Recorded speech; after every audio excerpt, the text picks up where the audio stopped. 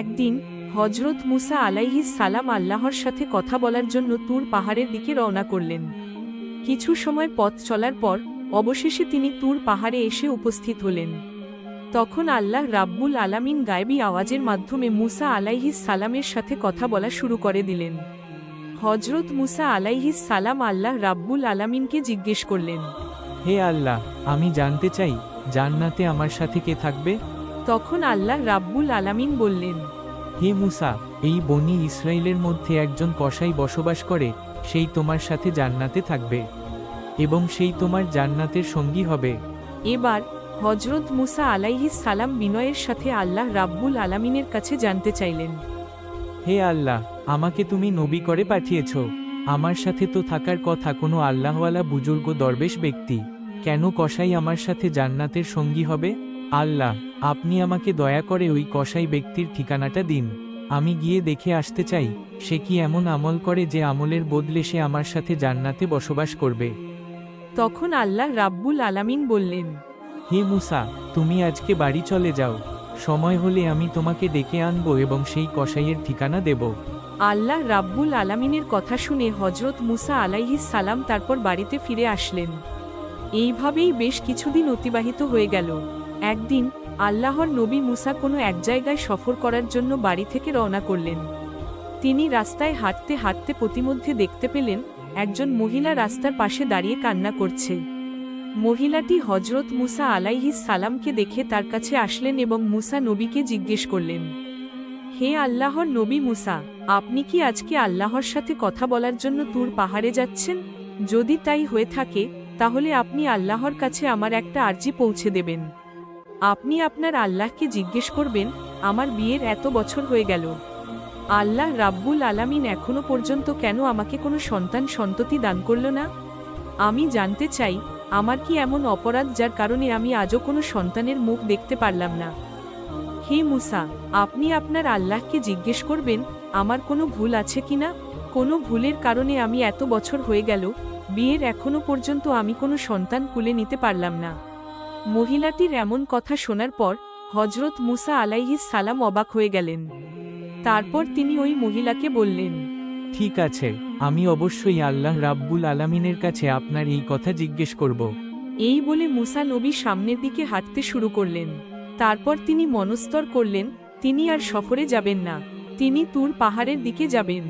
অতঃপর তিনি তুর পাহাড়ে এসে পৌঁছলেন এবং তুর পাহাড়ে এসে এসে আল্লাহ রাব্বুল আলামিনের সাথে কথা বলা শুরু করে দিলেন। মুসা নবী আল্লাহর কাছে জানতে চাইলেন, হে আল্লাহ রাব্বুল আলামিন, আমি রাস্তা দিয়ে আসার সময় একজন মহিলা আমাকে বলেছে তার বিয়ের অনেক বছর হয়ে যাওয়ার পরেও তার কোনো সন্তান আপনি তার কোলে দান করেননি। সে জানতে চেয়েছে তার কি এমন অন্যায়, কি এমন অপরাধ যার কারণে বিয়ের এত বছর পরেও সে কোনো সন্ততির মুখ দেখতে পেল না।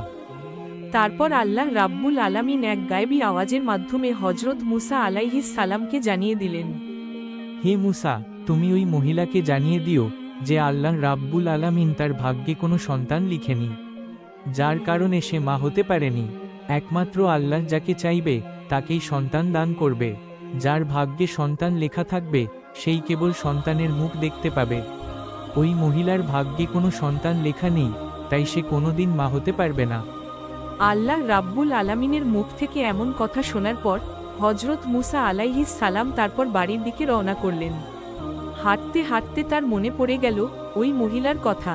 তারপর মুসা আলাইহিস সালাম নিজ বাড়ির দিকে রওনা না করে ওই মহিলার বাড়ির দিকে রওনা করলেন। অতঃপর তিনি মহিলার বাড়ির ভিতরে প্রবেশ করলেন এবং মহিলাকে দেখতে পেলেন। তারপর মহিলার কাছে গিয়ে বললেন, হে মা, আল্লাহ রাব্বুল আলামিনের সাথে আমার কথা হয়েছে। আল্লাহ রাব্বুল আলামিন জানিয়ে দিয়েছে তোমার ভাগ্যে কোনো সন্তান তার লেখা নেই, যার কারণে তুমি কোনোদিন মা হতে পারবে না। হজরত মুসা আলাইহিস সালামের মুখ থেকে এমন কথা শোনার পর ওই মহিলা চিৎকার দিয়ে অজরে কান্না করতে লাগল। অতঃপর মুসা আলাইহিস সালাম সেখান থেকে চলে আসলো। এই ঘটনার কিছুদিন পর একদিন আল্লাহওয়ালা এক বুজুর্গ ফকির সেই মহিলার বাড়িতে আসলেন এবং বললেন, বাড়িতে কি কেউ আছেন? আমাকে কিছু খেতে দিতে পারবেন? আমি আজ বেশ কিছুদিন যাবত না খেয়ে আছি, আমাকে কিছু খেতে দিন, নিশ্চয়ই আল্লাহ রাব্বুল আলামিন আপনার মনের আশা পূর্ণ করবেন। তখন মহিলাটি ওই ফকির বুজুর্গ ব্যক্তিকে ঘরের ভিতরে নিয়ে আসলেন এবং তাকে 4টি রুটি খেতে দিলেন। রুটিগুলো খাওয়ার পর ওই ফকিরকে উদ্দেশ্য করে মহিলা বললেন, আপনি তো আল্লাহ তাআলার বুজুর্গ ফকির ব্যক্তি, আপনি আমার জন্য একটু দোয়া করুন যেন আল্লাহ রাব্বুল আলামিন আমার গর্ভে একটা সন্তান দান করে। আমার গর্ভে কোনো সন্তান আল্লাহ রাব্বুল আলামিন এখন পর্যন্ত দান করেনি, আপনি একটু দোয়া করে দিন যাতে মহান আল্লাহ রাব্বুল আলামিন আমাকে একটি সন্তান দান করেন। তারপর বুজুর্গ ব্যক্তিটি আল্লাহর কাছে দোয়া করে চলে গেলেন। কয়েক বছর পর হজরত মুসা আলাইহিস সালাম আবারও কোথাও সফরের উদ্দেশ্যে রওনা করলেন। হাঁটতে হাঁটতে হঠাৎ মুসা আলাইহিস সালামের ওই মহিলার কথা মনে পড়ে যায়। তখন মুসা আলাইহিস সালাম সেই মহিলার বাড়িতে প্রবেশ করেন। মহিলার বাড়িতে ঢুকে মুসা আলাইহিস সালাম যা দেখলেন তা দেখে তিনি বিস্মিত হয়ে গেলেন। তিনি দেখতে পেলেন ওই মহিলা একটি ছোট্ট শিশু বাচ্চাকে নিয়ে মনের আনন্দে খেলা করছে। মহিলাটি হজরত মুসা আলাইহিস সালামকে দেখে তার কাছে আসলেন এবং বললেন, হে আল্লাহর নবী মুসা, আপনি এসেছেন। আপনি তো বলেছিলেন আল্লাহ আমার ভাগ্যে কোনো সন্তান লিখেনি, আমার ভাগ্যে কোনো সন্তান নেই, কিন্তু আল্লাহ রাব্বুল আলামিন আমাকে একটি সন্তান দান করেছেন। মহিলার মুখে এমন কথা শুনে হজরত মুসা আলাইহিস সালাম অবাক হয়ে গেলেন। তিনি আর কোনো কিছু না বলে সোজা তুর পাহাড়ের দিকে রওনা করলেন। তুর পাহাড়ে এসে হজরত মুসা আলাইহিস সালাম আল্লাহ রাব্বুল আলামিনকে বলতে লাগলেন, হে রাব্বুল আলামিন, আপনি তো বলেছিলেন ওই মহিলার ভাগ্যে কোনো সন্তান লেখা হয়নি, তাই ওই মহিলা কোনোদিন মা হতে পারবে না।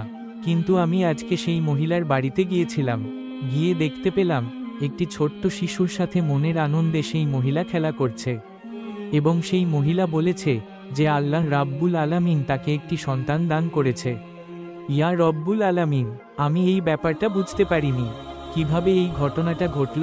তখন আল্লাহ রাব্বুল আলামিন এক গায়েবী আওয়াজের মাধ্যমে হজরত মুসা আলাইহিস সালামকে জানিয়ে দিলেন, হে মুসা, যদি তুমি এই প্রশ্নের উত্তর পেতে চাও তাহলে কোনো এক মানুষের মাংস নিয়ে আমার কাছে আসো, তাহলে তুমি তোমার প্রশ্নের উত্তর পেয়ে যাবে।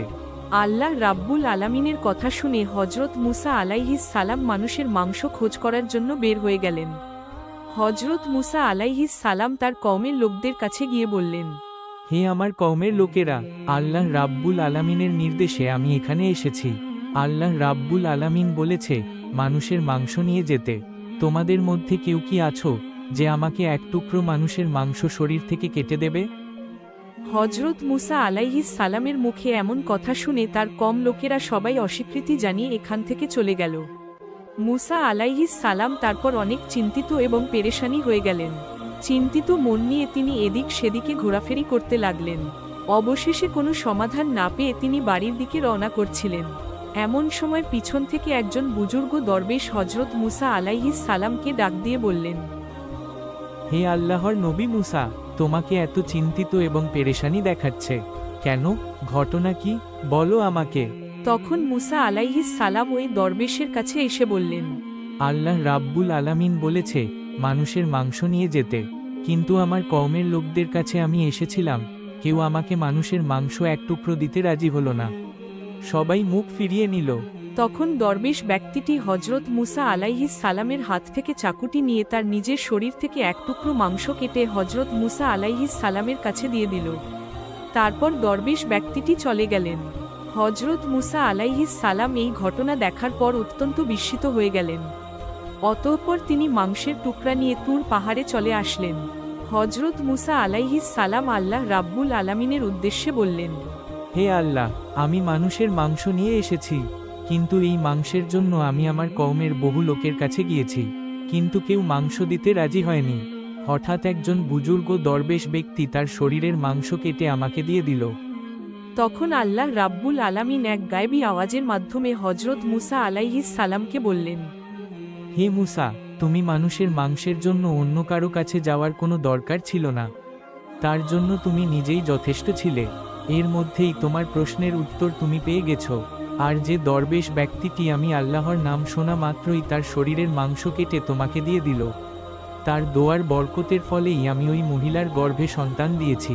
হে মুসা, জেনে রেখো, আমার যে পাগল, আমি আল্লাহর নামের উপর সবকিছু বিসর্জন দিয়ে দেয়, এবং আমি আল্লাহকে খুশি করার জন্য সবকিছু মেনে নেই। আমি রাব্বুল আলামিন, তার জন্য সবকিছু করতে পারি। তার দোয়ার ফলে আমি মানুষের ভাগ্য পরিবর্তন করে দিতে পারি। হজরত মুসা আলাইহিস সালাম আল্লাহর কাছ থেকে এই প্রশ্নের উত্তর পেয়ে তারপর তিনি সোজা বাড়িতে চলে আসলেন। এভাবেই কিছুদিন কেটে গেল। একদিন হজরত মুসা আলাইহিস সালামের হঠাৎ মনে পড়ে গেল, আল্লাহ রাব্বুল আলামিন বলেছিলেন একজন কসাই তার সাথে জান্নাতের সঙ্গী হবে। তখন মুসা আলাইহিস সালাম সেই প্রশ্নের উত্তর পাওয়ার জন্য তুর পাহাড়ের দিকে রওনা করলেন।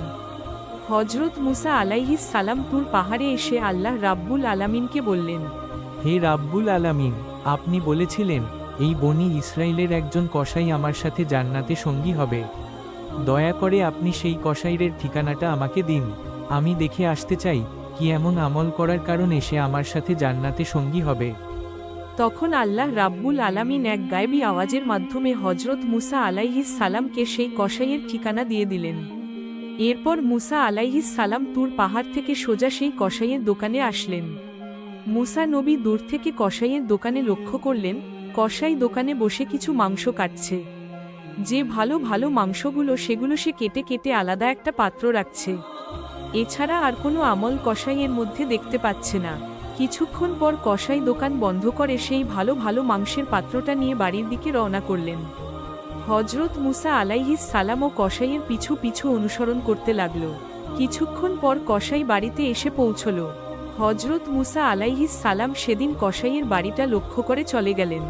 এরপরের দিন হজরত মুসা আলাইহিস সালাম কসাইয়ের সেই বাড়িতে এসে দরজায় নক করে বললেন, বাড়িতে কেউ আছেন? কিন্তু বাড়ি থেকে কোনো শব্দ আসে না। তখন মুসা আলাইহিস সালাম ভাবলেন, এই বাড়িতে হয়তো আর কেউ থাকে না। তখন তিনি এখান থেকে আবার সেই কসাইয়ের দোকানের দিকে চলে গেলেন। মুসা নবী কসাইয়ের দোকানে এসে দূর থেকে আবার লক্ষ্য করলেন, সেদিনও সেই কসাই ভালো ভালো কিছু মাংসের টুকরা কেটে কেটে আলাদা একটা পাত্রের মধ্যে রাখছেন। তখন সেই দোকানের মধ্যে একজন ক্রেতাও ছিলেন।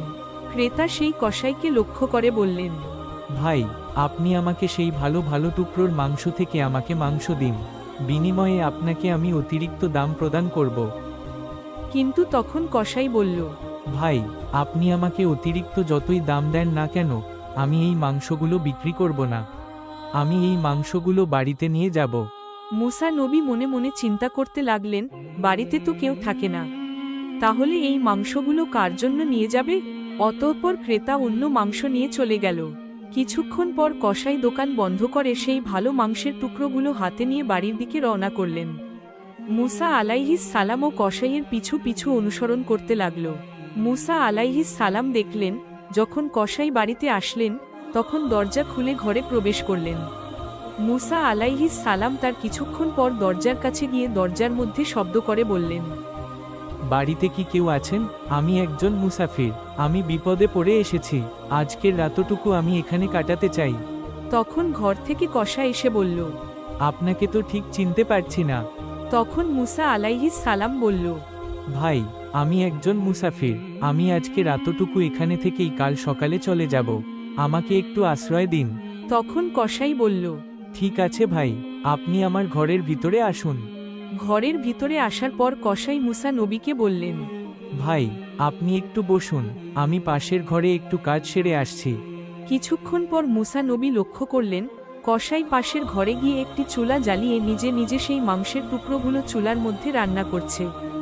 মুসা নবী আরও লক্ষ্য করলেন, কসাই রান্না শেষ করে একজন বৃদ্ধ মহিলাকে কুলে করে নিয়ে বসিয়ে রান্না করা মাংসের টুকরাগুলো তার মুখের মধ্যে খাইয়ে দিচ্ছেন, যেমনিভাবে একজন শিশু বাচ্চাকে তার মা খাইয়ে দেয়।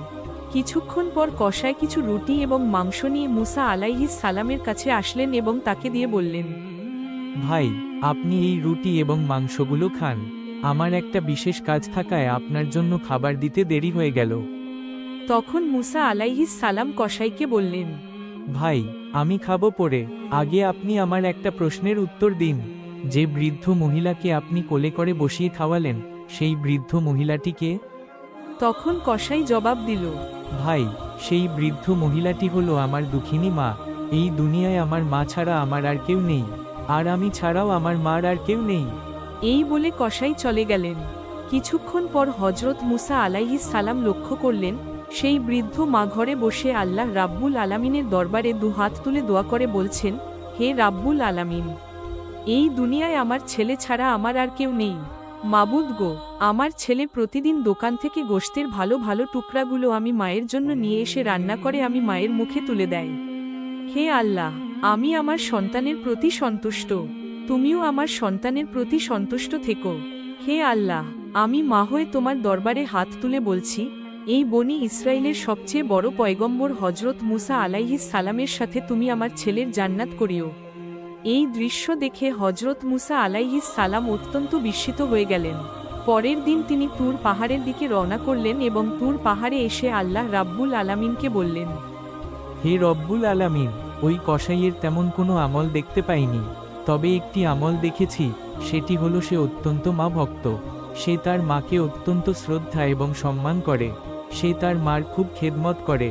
সে তার বৃদ্ধ মাকে কুলে তুলিয়ে বসে প্রতিদিন নিজ হাতে রান্না করে মাংস খাওয়ায়।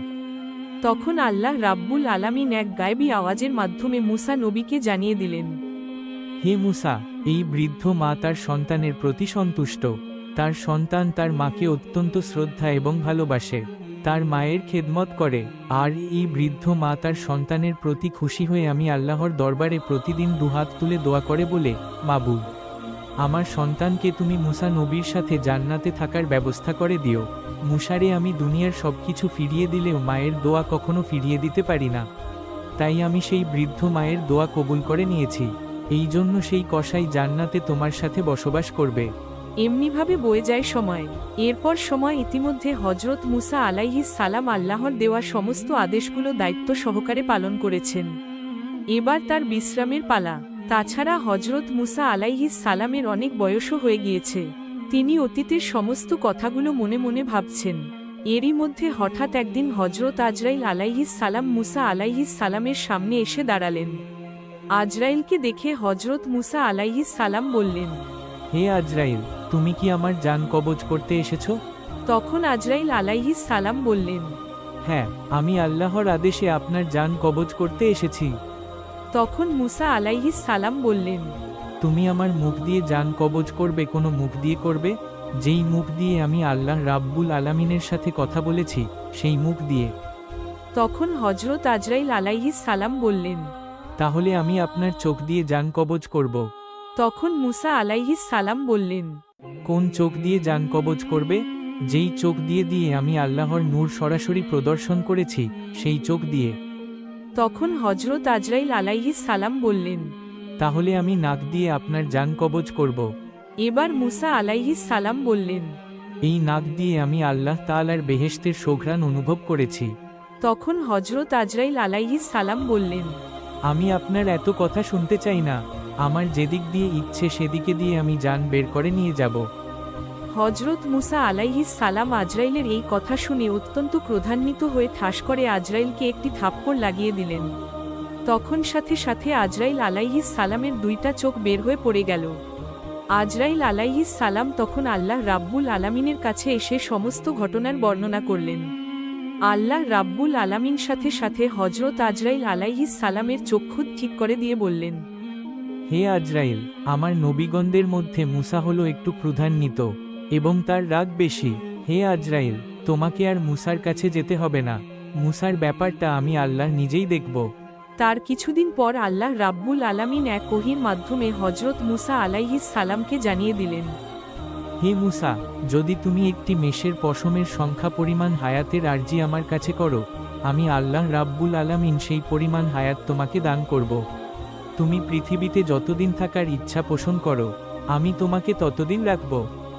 আল্লাহ রাব্বুল আলামিনের এই কথা শুনে হজরত মুসা আলাইহিস সালাম বললেন, হে আল্লাহ, তারপরেও তো আমাকে একদিন মৃত্যুর স্বাদ গ্রহণ করতে হবে। তাহলে কষ্ট করে এতদিন এই পৃথিবীতে থেকে কি হবে? আল্লাহ, আমি এই পৃথিবীতে এতদিন থাকতে চাই না। আমি তোমার সান্নিধ্য লাভ করতে চাই। আমি অতি শীঘ্রই তোমার দিদার লাভ করতে চাই। হে রাব্বুল আলামিন, তুমি আমাকে নির্ধারিত হায়াতের পরেই তোমার সান্নিধ্য লাভ করার জন্য তোমার কাছে নিয়ে যেও। হে রাব্বুল আলামিন, তোমার কাছে আমার মৃত্যুর পূর্বে শেষ একটি অনুরোধ, তুমি একটি বার তুর পাহাড়ে নিয়ে আমাকে তোমার সাথে কথা বলার সুযোগ করে দাও। আল্লাহ রাব্বুল আলামিন তখন হজরত মুসা আলাইহিস সালামকে তুর পাহাড়ে যাওয়ার জন্য অনুমতি দিলেন। তারপর হজরত মুসা আলাইহিস সালাম তুর পাহাড়ে আসলেন এবং আল্লাহ রাব্বুল আলামিনের নূর প্রদর্শন করলেন। অতঃপর হজরত মুসা আলাইহিস সালাম আল্লাহর দরবারে প্রার্থনা করে বললেন, হে আল্লাহ, আমার কওমের প্রতি আপনি গজব নাজিল না করে তাদেরকে আপনার ছায়ার তলে আশ্রয় দিন। তাদেরকে আপনি রুজি রোজগারের ব্যবস্থা করে দিন। তাদেরকে আপনি অনাহারে মৃত্যু দিয়েন না। তখন আল্লাহ রাব্বুল আলামিন হজরত মুসা আলাইহিস সালামের দোয়ার আবেদনের পরিপ্রেক্ষিতে জানিয়ে দিলেন, হে মুসা, আমি আল্লাহ রাব্বুল আলামিন ইমানদার নাফরমান কাফের সমস্ত মানুষের প্রতিপালক। আমি কাউকেই কখনো অনাহারে রাখি না। যে যেখানেই থাকুক না কেন, আমি সেখানেই তাদের খাবার পৌঁছে দেই। অতঃপর আল্লাহ রাব্বুল আলামিন আবার মুসা নবীকে বললেন, হে মুসা, তুমি পাহাড়ের উপর আঘাত করো। এরপর হজরত মুসা আলাইহিস সালাম পাহাড়ের উপর আঘাত করার সাথে সাথেই পাশ দিয়ে একটি নদী বয়ে যায়। তারপর আল্লাহ রাব্বুল আলামিন হজরত মুসাকে আবার বললেন, হে মুসা, তুমি নদীর উপর আঘাত করো। হজরত মুসা আলাইহিস সালাম আবার নদীর উপর যখন আঘাত করলেন, তখন নদীর উপর দিয়ে একটি পাথর ভেসে যাচ্ছিল। তখন আল্লাহ রাব্বুল আলামিন আবার মুসাকে বললেন, হে মুসা, তুমি পাথরের উপর আঘাত করো। তখন মুসা আলাইহিস সালাম পাথরের উপর আঘাত করতেই দেখলেন পাথর ফেটে একটি ফড়িং বেরিয়ে আসলো, যার মুখের মধ্যে ছিল একটি কাঁচা গাছ। এই দৃশ্য দেখার পর হজরত মুসা আলাইহিস সালাম সেজদায় লুটিয়ে পড়লেন। কিছুক্ষণ পর হজরত মুসা আলাইহিস সালাম সেজদা থেকে উঠে আল্লাহ রাব্বুল আলামিনকে সালাম প্রদান করে তুর পাহাড় থেকে বের হয়ে এলেন। তিনি যখন সামনের দিকে অগ্রসর হতে লাগলেন, তখন তিনি দেখতে পেলেন রাস্তার পাশে কতিপয় লোক মিলে একটি কবর খুঁড়ছে। তখন মুসা আলাইহিস সালাম তাদের কাছে গিয়ে জিজ্ঞেস করলেন, তোমরা এই নির্জন এলাকায় কার কবর খুঁড়ছ? তখন তাদের মধ্যে একজন জবাব দিলেন, হে আল্লাহর নবী মুসা, আপনিও আমাদের সাথে এই সওয়াবের কাজে শরিক হতে পারেন। তখন তাদের কথায় হজরত মুসা আলাইহিস সালাম কবর খোঁড়ার কাজে সাহায্য করলেন। এরপর তাদের মধ্যে একজন মুসা নবীকে বললেন, হে আল্লাহর নবী মুসা, আমরা যার জন্য কবর খুঁড়ছি সেও আপনার নেই। অতএব সাহেব, আপনি একবার কবরে শুয়ে মাপটা পরীক্ষা করে দেখতে পারেন। ওই লোকের কথা মতো হজরত মুসা আলাইহিস সালাম কবরে গিয়ে শুইলেন। কবরে শুয়ে তিনি আল্লাহর দরবারে দোয়া করলেন, হে আল্লাহ, এই জায়গাটি কত নিচু, এই জায়গাটি তুমি আমার জন্য কবুল করো। সাথে সাথে মুসা আলাইহিস সালামের দোয়া কবুল হয়ে যায়। এরপরেই সাথে সাথে একজন ফেরেশতা এসে হজরত মুসা আলাইহিস সালামকে একটি আপেল খেতে দিলেন। মুসা আলাইহিস সালাম বিসমিল্লাহ বলে সে আপেলটি খেতে থাকলেন। আর সাথে সাথে হজরত মুসা আলাইহিস সালামের জান কবজ হয়ে যায়। এরপর ওই ফেরেশতা হজরত মুসা আলাইহিস সালামকে উঠিয়ে গোসল করিয়ে জানাজা পড়িয়ে পুনরায় ওই কবরে দাফন করলেন। সুবহানাল্লাহ, সুবহানাল্লাহ। মুসা আলাইহিস সালামের গল্পটি আপনাদের কেমন লেগেছে? অবশ্যই কমেন্ট বক্সে কমেন্ট করে জানাবেন এবং আমাদের চ্যানেলে যারা নতুন অবশ্যই চ্যানেলটি সাবস্ক্রাইব করে পাশে থাকবেন। ধন্যবাদ।